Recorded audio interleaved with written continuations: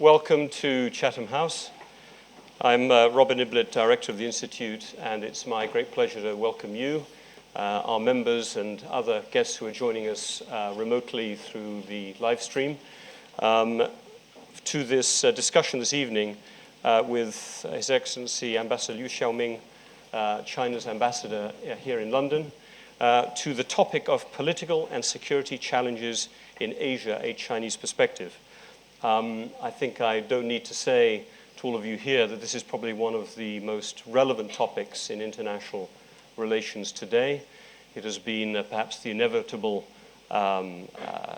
subject of frequent newspaper articles, think tank conferences, and more private events, and also of quite a few op-eds recently and editorials, including some by the ambassador here who has, as we were discussing earlier, has discovered a special deep knowledge of the stories of J.K. Rowling.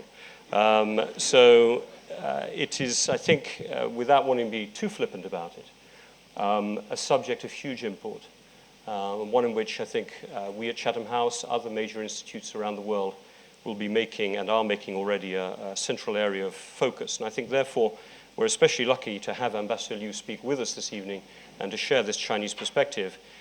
He's been, as many of you know, ambassador here in London since 2009, but prior to this he was ambassador in Pyongyang, the Democratic People's Republic of Korea, where he spent 3 years as ambassador for this, again, pivotal country within the region, and relevant, therefore, to the security situation across Asia.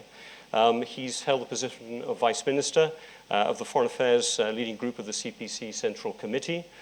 He's also been ambassador to Egypt and was DCM in Washington in the early 2000s, again, an important position within the diplomatic relationships that China develops across the world. So he's particularly well placed, I think, to bring an understanding both of the region itself, but also very much of the United States and Western approaches towards it. So I think we're going to have an interesting conversation this evening. If I could please make sure you've all switched off your mobile phones. To state perhaps the obvious, with the cameras at the back, this meeting is on the record. And just so you know, at the end, as the ambassador has to get on to an important engagement later on, if I could ask you to remain in your seats at the end of this so that we can finish promptly at 7 o'clock. And you are able to tweet off this meeting with the hashtag #CHEvents. And we will be taking questions as well, not only from the room, but from our members coming in remotely at the same time. Ambassador Liu, thank you very much for coming to share the time this evening. We look forward to your remarks. We look forward to some conversation as well on this important topic. Over to you. Thank you.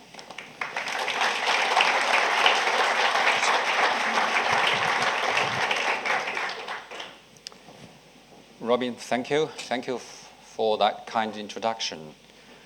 It is a real pleasure for me to return to the Chatham House on a special occasion, as this year marks the centenary of the First World War. As you may know, the founding of Chatham House was largely attributable to that war. Then, as now, many people were searching for rationale to prevent such wars.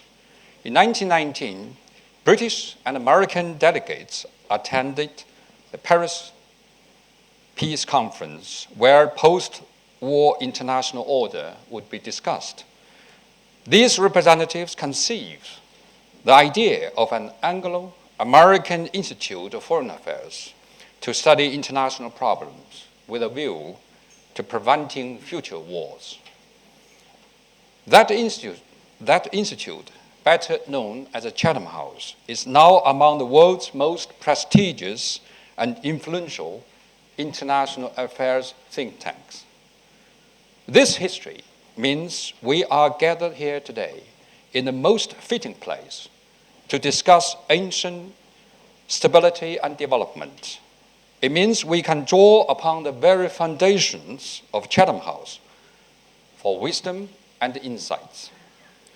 Some people say that the 21st century is the ancient century, as the 19th century was European century and the 20th century was American century.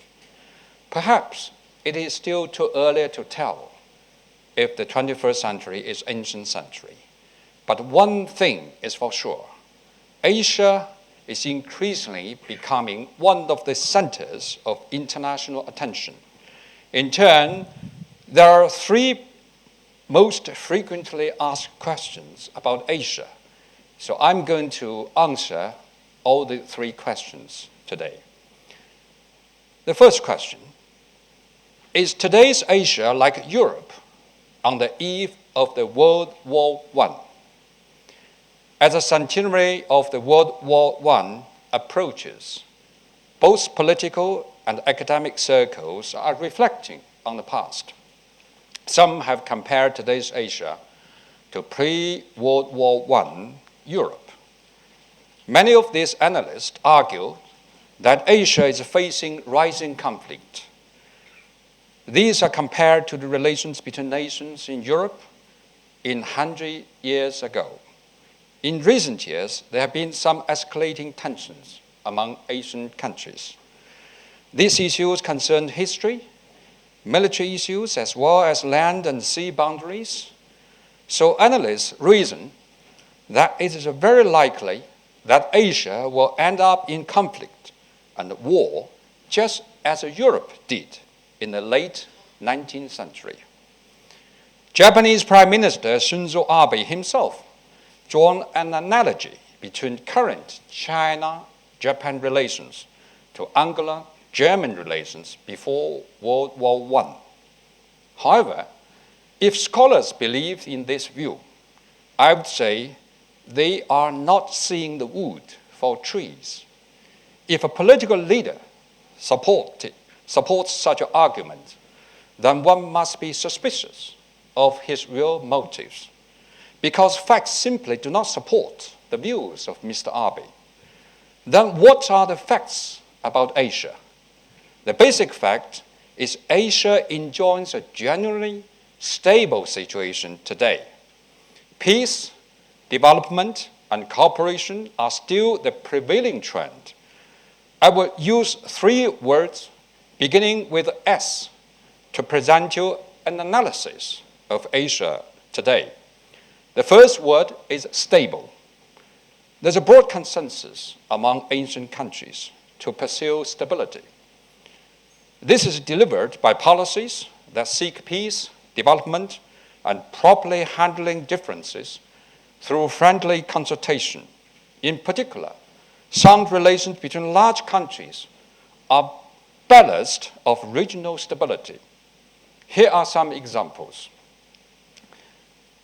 The China-Russia strategic partnership of cooperation is deepening. China and the United States are committed to building a new power relationship featuring non-conflict, non-confrontation, mutual respect, and win-win cooperation. Practical cooperation between China and ASEAN countries has scaled new heights. The second word is shining. In global economic and financial landscape, Asia has been shining while other regions dim. The role of Asia in powering world economic recovery and growth has become an accepted trend. This has come from the emerging economies in Asia maintaining fast growth. This makes Asia the world's most dynamic and most promising region for sustained economic growth. The IMF figures show that in 2013, Asian emerging economies grew by 6.3%, more than 2 times of the average world economic growth. The volume of trade, foreign exchange, and inbound FDI of Asia Pacific all made up half or better than half of the world total. The third word is solid. Regional cooperation within Asia enjoys a solid foundation. The content of such cooperation has been enriched. The quality has been raised. The cooperation has become regular and institutionalized. Thriving regional cooperation and exciting prospect will boost the growth rate and the quality of Asian advance. One driver is the trade agreement. Here, Asia leads the world in free trade agreements. In addition, Asia has made great advances in regional economic integration, transport connectivity, and security cooperation. At the same time, Asia also has some security challenges to tackle. These challenges have various causes. Some are legacies left over from World War II and the Cold War. Some arise from historic issues. Other challenges take the form of unconventional security challenges. Examples are natural disaster, transnational crime, cybersecurity, energy security, and food security. It is worth a special mention that some Japanese political leaders, especially Mr. Abe, have taken blunt steps to deny Japan's aggressive past. The evidence is denial of the outcome of the anti-fascist war, also challenges to the post-World War II international order based on United Nations Charter. These actions have caused tensions between Japan and its neighbors. The result threatened to become the biggest destabilizing factor in Asia. However, on balance, peace and development remain the theme of the times. Political, economic, cultural, and security cooperation among ancient countries have never been closer and more effective. Such cooperation is still growing.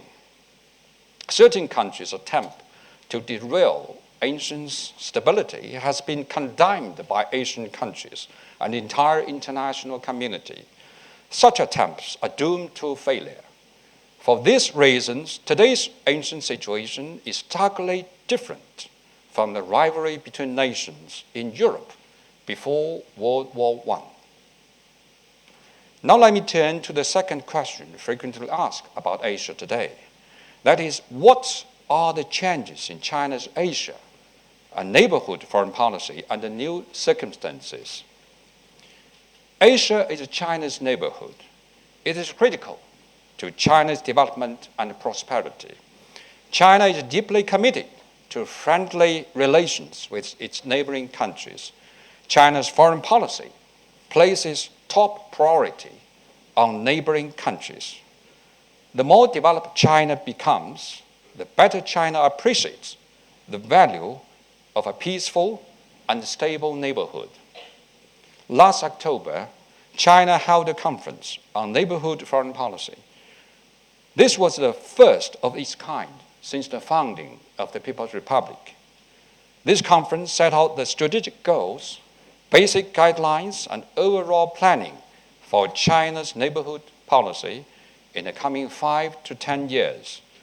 The main principles are as follows: build good neighborly relationships and partnerships with neighboring countries, develop an amicable and peaceful and prosperous neighborhood, and stretch affinity, sincerity, mutual benefit, and inclusiveness. These principles have opened a broader prospect for China's neighborhood diplomacy. Since the new Chinese leadership took office, China's neighborhood diplomacy has made fresh progress. Our friendship and cooperation with the neighboring countries have deepened. We will continue to make efforts in the following 4 areas. First, continue to build good neighborly relations and enhance political mutual trust with the neighboring countries. China will fulfill its responsibility in cementing lasting friendship among Asian countries. As the Chinese saying goes, water afar will not put out a fire at hand. A distant relative is not as helpful as a near neighbor. China and its neighbors enjoy geographical proximity and close people-to-people exchanges. We have supported each other in times of need and share will and woe. Good neighborly relationship and win-win cooperation is the hallmark of Asian countries' relations with China. After taking office, both President Xi Jinping and Premier Li Keqiang chose neighboring countries for their first overseas trips. In the past year, China exchanged visits with the 21 neighboring countries at the summit and the premier level. This shows high-level exchanges between China and its neighbors have reached out to almost all its neighboring countries. Going forward, China will do more to earn friendship and trust of its neighbors. We'll have a regular exchanges of visits as we visit our relatives. We'll win more friends and partners with our own sincerity, integrity, and impact. China will never harm its neighbors to serve its own interest. Second, continue with a win-win cooperation and lend a strong impetus to Asian prosperity. As you say in English, one swallow does not make a summer. We in China have a similar saying. One flower does not make a spring. 100 flowers in blossom together show the full glory of the spring. China attaches great importance to strengthening economic links with other ancient countries. China has become the largest trading partner, biggest export market, and important investor for many ancient countries. China contributed more than 50% to Asian economic growth. Meanwhile, China's neighborhood has a clear advantage and great potential for growth. China has proposed a series of cooperation initiatives to boost development of entire neighborhood. These include a Silk Road economic zone, a Silk Road using sea routes, an Asian infrastructure investment bank, upgrading China-ASEAN free trade area, a Bangladesh, China, India, Myanmar economic corridor, and the China-Pakistan economic corridor. These initiatives fully demonstrate China's sincerity to create a mutual benefit for all neighboring countries. These initiatives have been warmly welcomed by neighboring countries. China will stick to the principle of righteousness and carry forward its tradition of sharing. We'll share opportunities and benefits with the neighboring countries through deepening practical cooperation. China will provide more support to its neighbors. China's interests and those of its neighbors will be more closely interwoven. The aim is to achieve common development and prosperity of China and its neighboring countries. This year, China will host the APEC Economic Leaders Meeting and related activities. We'll take this opportunity to outline the vision for Asia-Pacific long-term development. Third, continue to safeguard peace and stability. We'll deepen security cooperation with neighboring countries and contribute to solving hotspot issues in Asia. China will take up its responsibilities in maintaining regional peace. We have been advocates of openness and inclusiveness. We insist on the principle of seeking common ground while sharing differences. We have made tremendous efforts to advance regional cooperation arrangements, like 10+1, 10+3, East Asian Summit, and Shanghai Cooperation Organization. These mechanisms have enhanced each other and are pivotal to maintaining regional peace and promoting regional development. China has taken active part in diffusing the Korean nuclear crisis and Afghanistan issue. This year, China will host the 4th Foreign Ministers meeting of the Istanbul process on Afghanistan. We'll work to make this meeting successful and productive. The aim is to facilitate political reconciliation and economic reconstruction in Afghanistan. China is a champion of the new security concept that underlines mutual trust, mutual benefit, equality, and cooperation. China will host a summit of conference on interaction and confidence building measures in Asia this year. We'll take this opportunity to deepen security cooperation with the neighboring countries. Turning to the role of China with the United Nations, China is a permanent member of UN Security Council.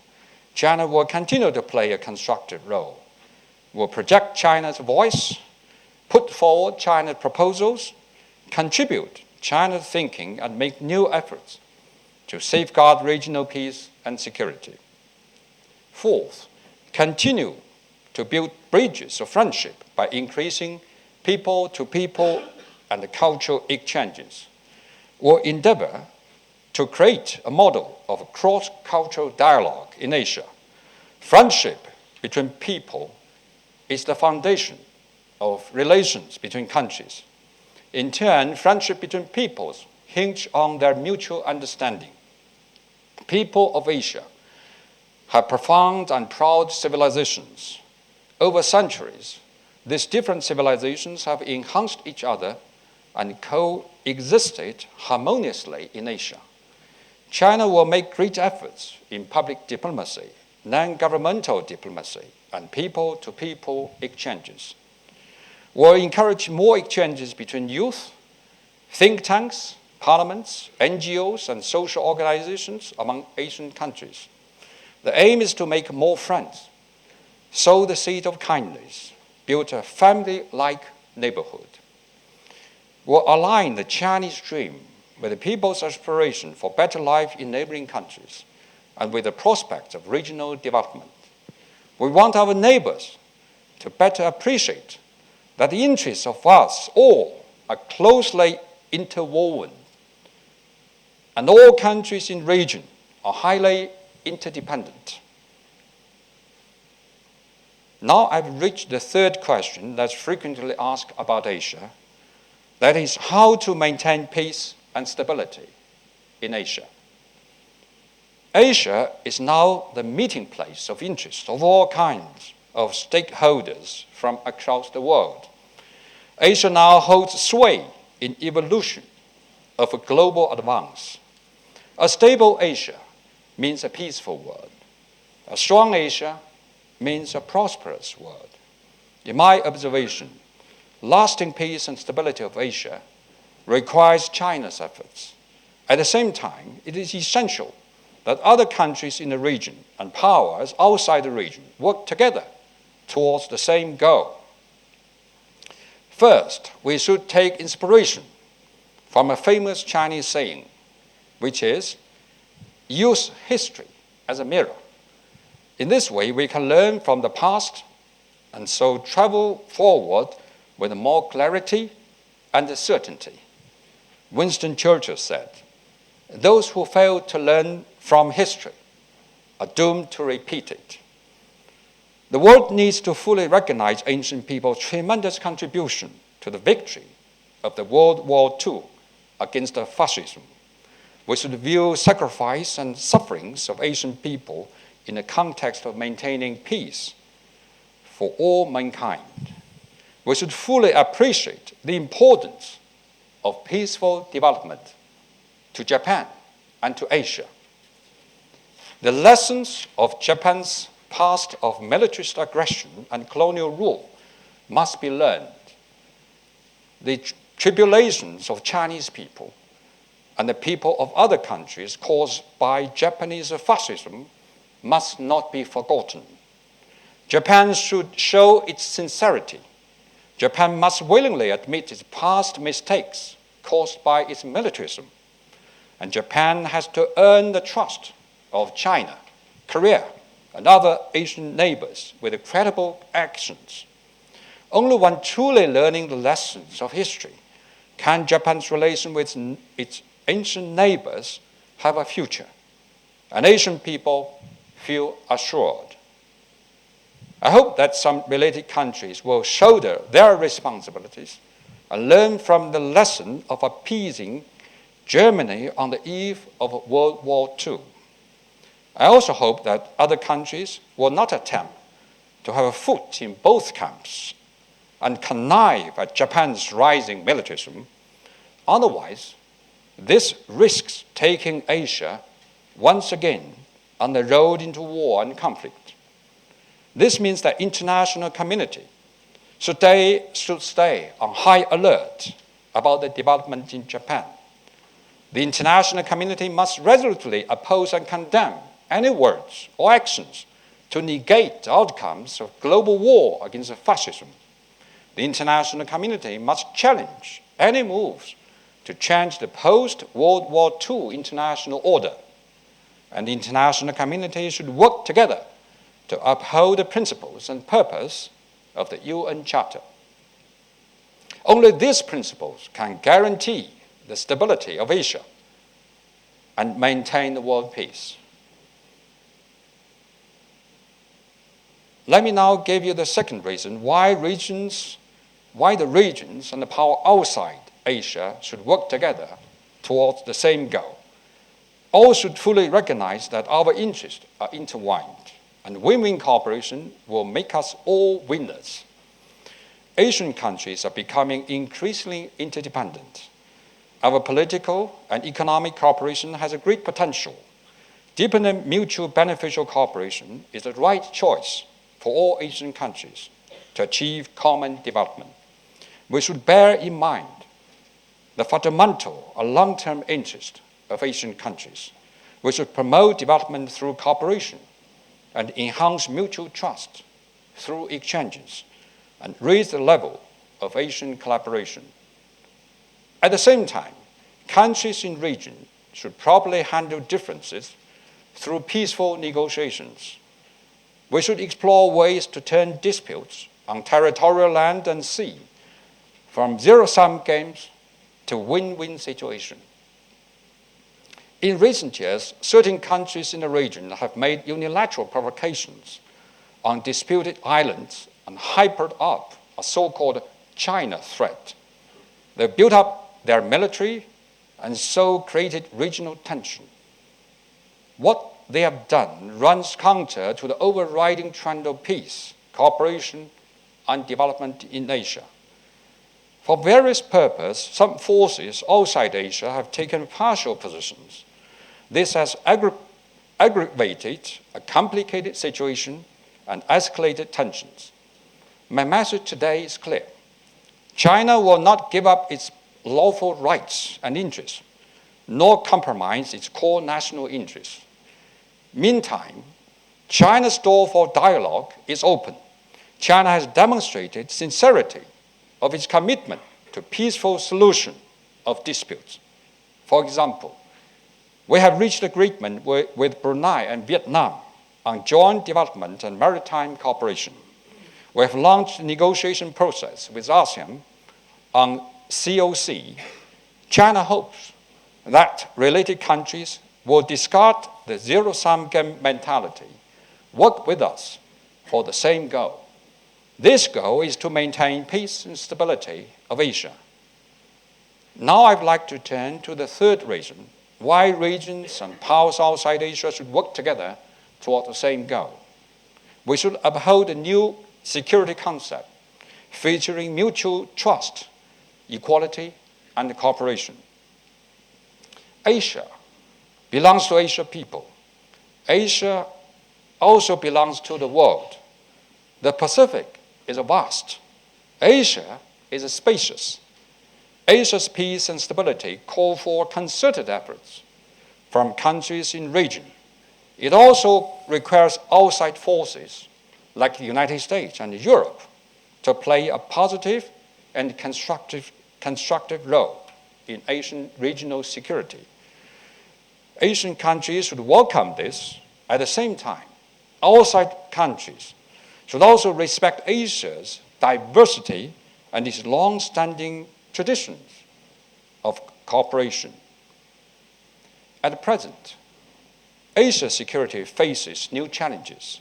Hotspots issues flare up one after another.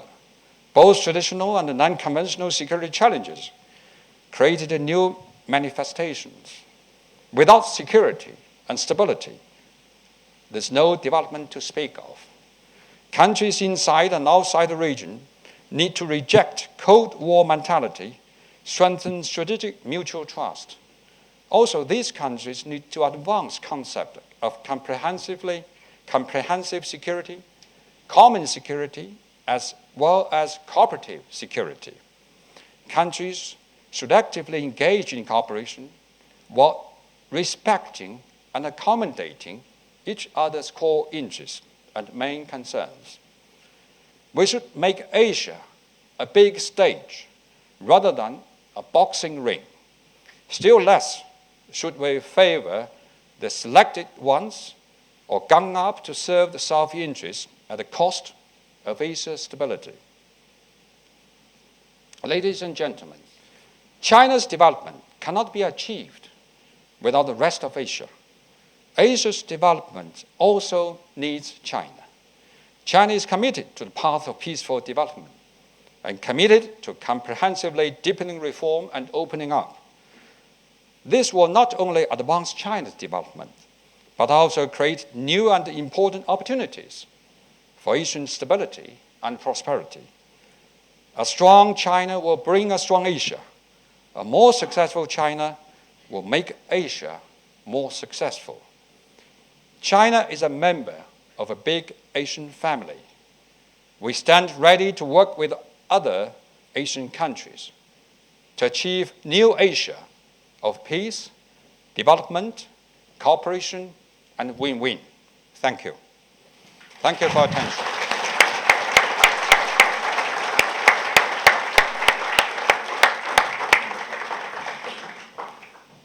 Thank you very much, Ambassador. Thank you for those very comprehensive sets of remarks and thoughts, and laying out, I think, both a strategy and a philosophy on Asian security and politics as viewed, as you said, from China. You touched on the parallels of history, 1914 to 2014 at the beginning. You also touched, you gave this example of a stable region, a shining region, a solid region, the three S's. You talked about the neighborhood kind of investments that China is making right now. You talked about the issue of peace and stability and Japan's role, as you see, within that process and the kind of steps that you believe it needs to take. And then you raised this interesting concept of a new sort of security concept, as you called it, I think, that Asia must not have competitive security, yes, not being a boxing ring. I mean, these are important parallels, and I have no doubt that there will be many people in our audience here who would like to pose questions, and we've had quite a few coming in from our members outside as well. Could I just start with one question, and then I'm going to open it up to the floor and just give you a second to collate your thoughts. You said that, I think very importantly, China believes you need to use history as a mirror. And to take your first theme about 1914, 2014, the rise in defense spending amongst all members ended up creating, some believe, a dynamic and a momentum that ended up negating the close economic interaction that you have described takes place right now in Asia and was certainly a characteristic of Europe in the early 20th century. What is China's thinking behind the rise in its own defense budget, which notably is now second in the world and has grown extensively in the last 20 years? Where does China's defense spending fit into its thinking about Asian security? How does that fit into this non-competitive, comprehensive, and kind of integrated Asia? I think, first of all, you have to realize that China is a large country. It's a large country to defend. Its territory is 960 million square meters, much bigger than Britain, 4 times than Britain. I'm sorry, 40 times. I saw some people. 40 times. 40 times. A lot of people. 40 times than Britain. Yeah. 25 times than Japan. That China's defense expenditure is just twice of Britain and Japan. Yeah. So, and China is one of the few countries in this world which have most its neighbors.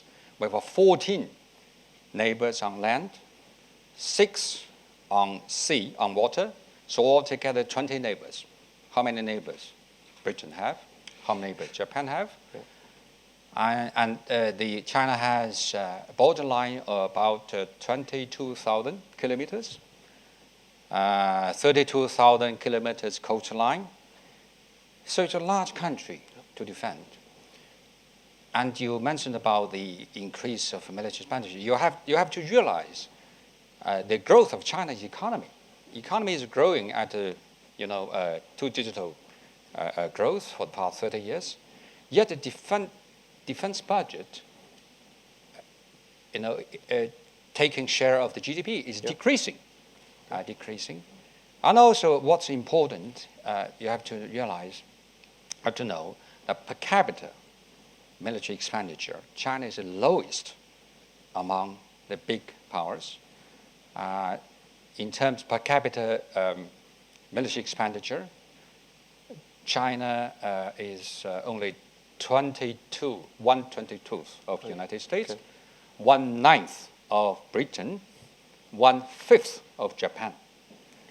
And also military expenditure per serviceman. You mean how many people under arm? I think China is just 1/10 of the United States, and still 1/5 of Japan. So if you're comparing these figures, you have to realize that China's military expenditures increase is moderate. It's moderate. It's a large country, and as I mentioned in my presentation, that we are also faced more complicated international environment, and China's interest, global interest, interest overseas expanding. China now is the largest trading country in the world, replacing the United States. So we have more trading partners. So China have to be more sensitive to the safety of the sea routes. So that's why China has been so active in the past years in the peacekeeping, in fighting piracy. We provide naval ships to escort the merchant vessels, not only for China, but also for many other countries in Somalia, off the Somalia area. But is the plan to end up, how can I put it this way, therefore the US is the right model, or the kind of per capita level that the US or the UK has is where China needs to go, because this is what other countries have done in the past? Is that not an old model rather than a new model? When you talk about military, you talk about the defense, military budget is one aspect you should focus.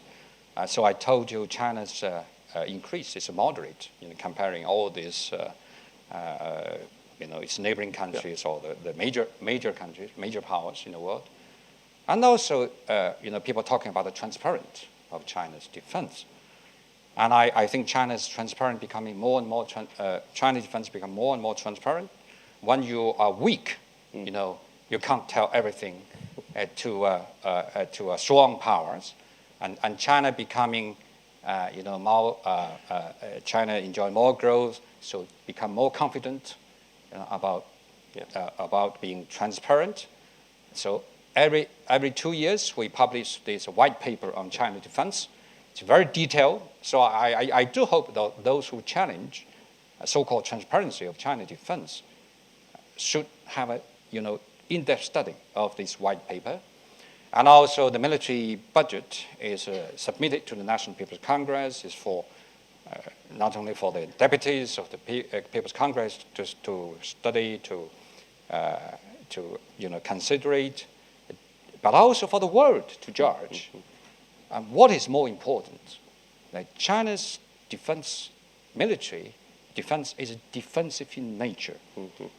China is the only nuclear weapon country which solemnly, from the very first day when it had nuclear weapons, that China will never be the first power, will not be the first to use nuclear weapons, and China is committed not to using nuclear weapons against non-nuclear country. No other nuclear powers, we have 5 big nuclear powers, have made such a commitment. So that means China's nuclear weapons consider no threat, and we commit ourselves in the focus. And also we made a very solemn commitment to the world that China will follow the path of peaceful development. That is written into China's constitution, that China will not seek hegemony, as the British pronounce it, American pronounce hegemony, and will mean what we say. And China do not occupy a single inch of land overseas, no military base. It's purely we are for what we call it the military forces, armed forces are for defense of its country. Thank you. Let me get a few questions in, because I suspect we have a lot of people here who would like to ask questions. We have sort of 20 minutes or so to go. So let me, if you don't mind, Ambassador, I'm going to take sort of two at a time right from the beginning. Otherwise, okay, sure. Especially as you have very comprehensive answers, I've noticed, I better... I try to make my answer short. But to the point, starting right at the back, and then exactly, just one of the glasses first. Right at the back, and I'll come down to the front. Yeah. Ambassador Nigel Hall, thank you very much. Perhaps global security is the key issue here. Vice President Al Gore, in The Future, and his 6 drivers of global change, says starkly that the future of human civilization is at stake. Christine Lagarde, speaking this week here in London, was virtually as stark. She was saying the choice is 1914 or 1944 and a new international 21st century multilateralism. Do you share their very stark assessment and the severity of the challenge facing us across the globe? And secondly, what is China's approach to try and make the new 21st century multilateralism work? Thank you. Let's also ask the question just in front. I think you touched something. Yes, please. Introduce yourself, please. Nori Kishikata from Japanese Embassy. Regarding your keep the microphone close to your mouth, please. Thank you. Of Prime Minister Abe, I need to say that this was so misleading, erroneous, outrageous, and it is unfortunate, that those accusations were made based not on facts or foundations. But my question relates to your neighboring, good neighboring policy. There are cases, for example, in your neighbors. For example, when the Philippines goes to ITLOS, International Tribunal for Law of the Sea, China seems not to be accepting the rule of law, and we wonder what is the degree of Chinese commitment to international law, international human rights, democracy, and other issues. And on China, I just was reading WIWS reports, and the report refers to the issue that by 2020, China could be in a position to invade and occupy Taiwan, according to Taiwan's report published in October. And my question is, where will the Chinese military expansion stop? Considering, you are talking about military spending per capita. Thank you. I think you've got 2 questions in there with some comments as well. Just in the first point, if you don't mind me just saying a little bit, I think this very big question about is this 1914 or 44 and what's the Chinese approach? I think the ambassador addressed that throughout the length of his speech, but I will let him add to it if he wants to. But I think your speech was about whether this is 1914, what the Chinese approach is. But if there was anything you wanted to just touch on that first question that you didn't put in your speech, then by all means do.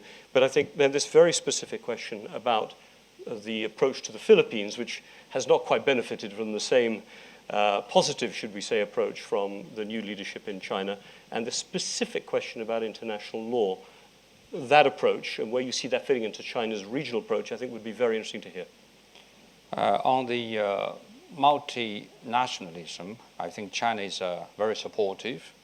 That is over multinationalism. The example is China is very committed to United Nations. We'd like to see United Nations still play an important role. So that's why I mentioned many times about the, maintaining the World War II international order based on United Nations Charter. But some other countries try to upset this international order. That is run against the basic charter of United Nations. And so China is very committed. And of course, United Nations have to progress. So we're also supportive of the reform of United Nations. And China is very active in peacekeeping the concerted efforts of international community maintaining peace and stability. So far, China is among the permanent members of Security Council.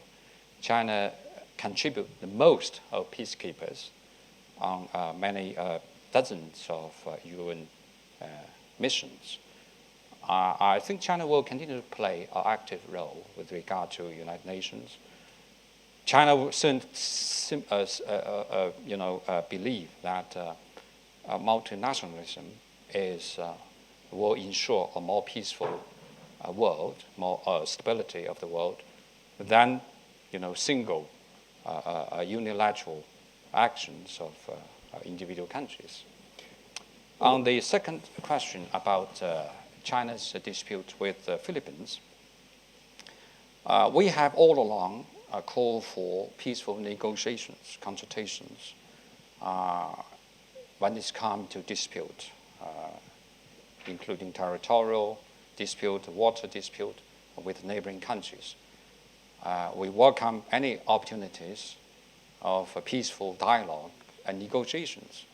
The reason why we do not accept arbitration, we have a full international law base, because according to the UN Convention of a Sea of Law, that the sovereign countries enjoy immunity with regard to the water dispute. It's a long article. I can't remember. It should be 270 something. I don't have that convention with me, but certainly we act according to international law. When you criticize China of violating international law, I advise you to read the law by yourself to begin with, before you criticize China.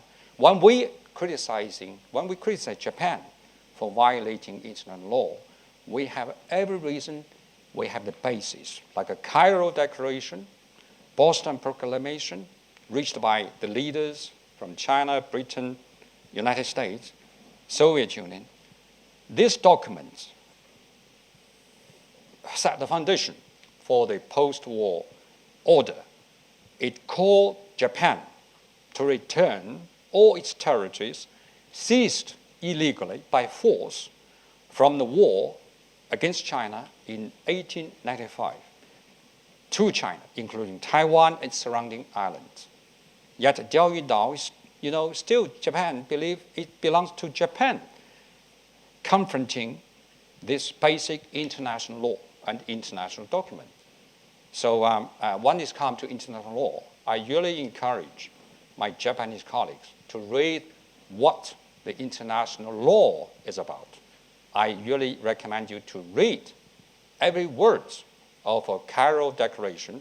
I happen to be Chinese ambassador in Cairo, and I visit the Manor House. I visit the site where the Cairo Declaration was reached by Winston Churchill, FDR, and Chiang Kai-shek.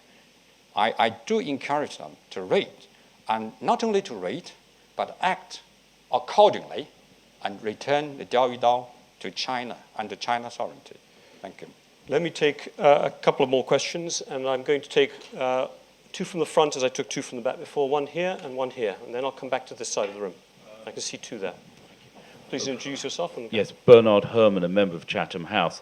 Whilst China is sincerely, in my view, trying to be a responsible member of the international community, it does share a land border with North Korea, which is clearly an extraordinarily irresponsible member of the international community.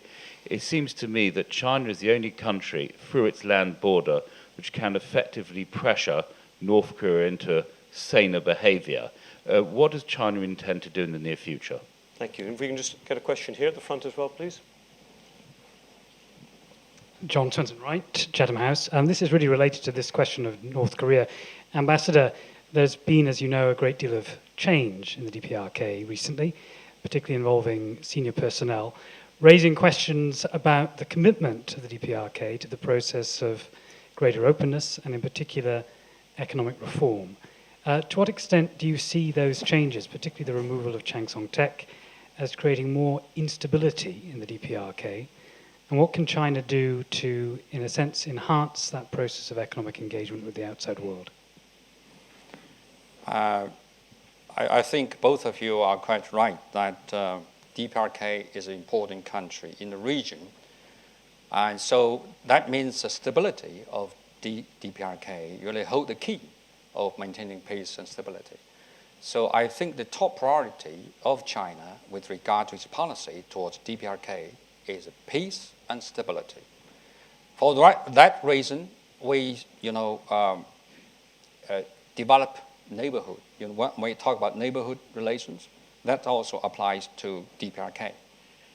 What's more, China enjoys traditional friendship with the DPRK, and we try to engage them. We try to work with them. What is important, we also believe that it's important to engage with the DPRK. They also like to reach out. So far, there are major players in the region do not recognize them diplomatically. United States, Japan, even it's compatriots, South Korean.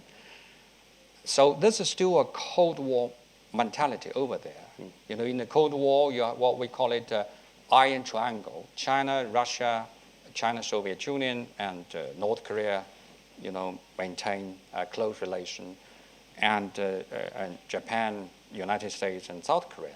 That's other Iron Triangle. But now we have, already discarded this Cold War mentality, and we enjoy good relations with the South Korean. It's our very good neighboring countries, enjoying very strong, not only trade relations, but political relations. Yet, North Korea still feel very isolated. So I think it's important to engage them rather than isolate them. So we do hope that engagement is better than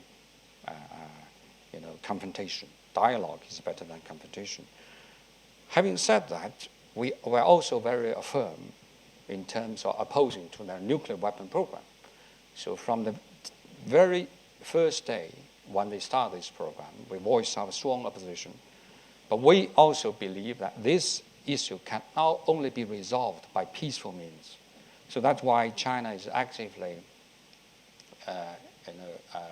participating in peace talks, what we call it six-party talks. And China has been chairing these talks together with other players from United States, Japan, South Korea, Russia. We do hope that this process can be resumed as soon as possible. And through this process, you will engage with North Korea. And I think when you make them confident, you would expect them to be more open. When you try to isolate them, to confrontational against them, I don't think you would expect an open North Korea. Thank you. Thank you. I've got 3 questions waiting in the room. I have one, I think, important question that has come in from one of our members over email. So I want to try and get them all in. I will keep track, if you want, Ambassador, of the 4 questions we'll finish up with, and then you can be the master of your time depending on your next visit. So your next appointment. Let me start right at the back, and then come to the gentleman here, and then the question from outside. Helena from Chatham House International Economics Department, because I have a question for Mr. Ambassador, less related with the political or economic issue, but more about the financial issues. I think we are still in the shadow of the financial crisis 5 years ago. And the biggest lesson perhaps from that crisis is the need of global and coordinated solution to build up the global financial safety net as to minimize the turbulences. But as you mentioned, that Asia is due to be a major economic power for global growth in the perhaps next decades. But what's missing, seems to me, is the building of the regional financial safety net in Asia.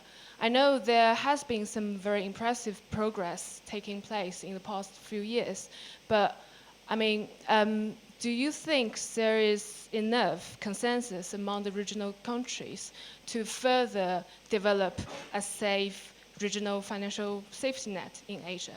Thank you. Thank you for a specific question. I'll take each of these. Gentlemen here, please, if you go forward. Yeah. Thank you. Alex Perrane from King's College London. Ambassador, thank you very much for the picture that you painted to us tonight, and particularly for touching upon the question of maritime security. I wonder if I could ask you to elaborate a little more on a particular point in this respect. In light of increased Chinese naval and air and law enforcement activities in the East and the South China Sea, one major international maritime specialist observed that it was only Japan's self-restraint in the use of force that prevented the situation from escalating to the point of no return. In relation to what you mentioned about UNCLOS, what is your message to those who think that at sea Chinese behavior is showing somehow the features of an increased use of military and paramilitary force to advance foreign and security policy? Thank you. Okay. I'm sorry, I missed your point. You said the Japanese constraints? That only Japanese self-restraint. That was published on the BBC News from a major international maritime experts from Canada. Okay. That only Japanese self-restraint had avoided the point. And actually, the question I have comes on this point as well. So, yes, microphone at the front here, please, while you think on your answer on that. Actually, just before you ask the question, let me just follow up on this one, because the question that came in over the internet is directly related to that. Nick Gowing, who's a member of Chatham House as well as doing his BBC work, raised the point you addressed in your remarks about the importance of confidence and security building measures. You said China's going to be putting forward some ideas on this year. Obviously, one of the most important CSBMs we've learned from the Cold War era, between a very opposed America and Soviet Union, was a hotline. So even at a moment of intense tension, Nick Gowing asks, why is China seem to be resisting the introduction of a hotline process to try to avoid perhaps some of these types of conflicts? So I could just add that win on that question. Last question here, I think. James Thackeray, American author. Contrary to some of the comments here, I was rather surprised you didn't mention the May 4th movement. The problem with Japan goes back to the origins of the Communist Party in China. And I think the Chinese have shown great restraint. And when you talked about Japan, you showed restraint. But there's been some question as to whether the PLA, the military, has such a control over its emotions on the question of Japan. I'd like you to perhaps address the question of, there have been moments when the Chinese leadership, political leadership, seems to have been slightly out of contact with the PLA leadership. And I was wondering whether emotions are running high in the Chinese army. Right, I think I'll let you deal with these final questions. I have go one by one with regard to the financial safety network. I think China is very committed. I think progress has been made between in the area of financial cooperation between China and its neighboring countries. That's including, China have reached many agreements with its neighboring countries with regard to the swap currency agreement. And also, as I mentioned, about this infrastructure development bank. So China is very active in engaging with the neighboring countries in financial dialogue. There are dozens of financial mechanisms between China and its neighboring countries. So I think there's a great awareness among Asian countries to strengthen financial cooperation for the common prosperity. On the second question about the Japanese constraints, I really doubt. I would really want to challenge this observation.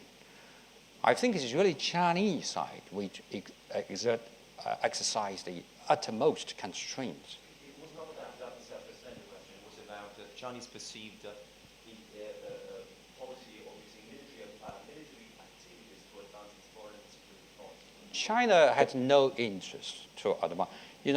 As I said in my answering Robin's question, that China's defense is purely defensive in nature. China will never, as I said, will never use military means to resolve disputes between countries,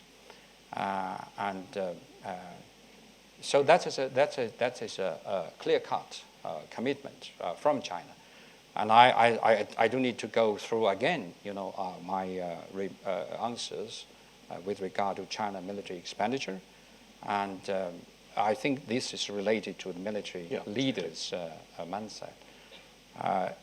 Military leaders will listen to, the guideline set by the political leaders. There's no such a thing that military leaders will dominate China's political life. And I think their purpose, their main mission is to defend the country, to do what the country needs them, like disaster rescue, just like what the British military did in recent days.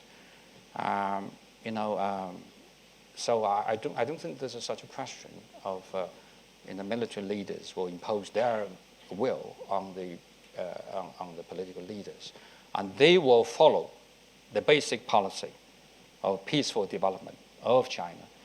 China military will serve the interests and the guideline set by the government. I think I answered all the questions. On the hotline, just because this hotline. very tied to this. In that case, why doesn't it? Of course. We, as I said, we'd like to, as I said, we believe dialogue is better than confrontation. As I said, the door of dialogue is always open. But when it's come to Japan, the problem is it is Abe which shut the door of communications. He visited this war shrine and paid respect of war criminals. I don't foresee any substantial dialogue between China and Japan before Abe, admit the wrongdoings he has made with regard to the attitudes toward history. It's not only China's problem.